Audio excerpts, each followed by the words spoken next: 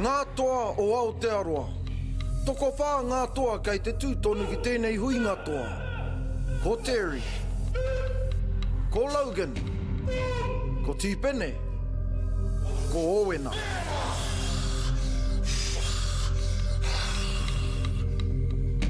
Ko Waikātū. Ko Waikāheke. Ki tēnei o ngā taumata a te papahoro rākau.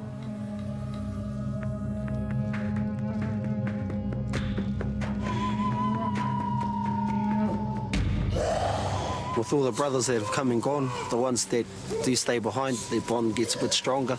You find out so much about your bro. At the end of the day, you're going to have to meet him in there. I think that will be the hardest thing for me. I think everyone's not worrying about what the competition is now. They're just worrying about, can I beat that one? Can I beat that one? They're saying, can I? I'm saying, I'm going to beat you, I'm going to beat you, I'm going to beat you, and at the end, I'm going to be there by myself. I guess I was just born like this. Must be just my Aotearoa blood.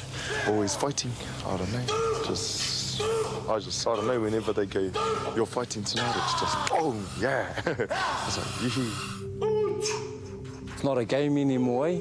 It's real people, and they've got hearts. No, nothing false, nothing fake. This is who I am.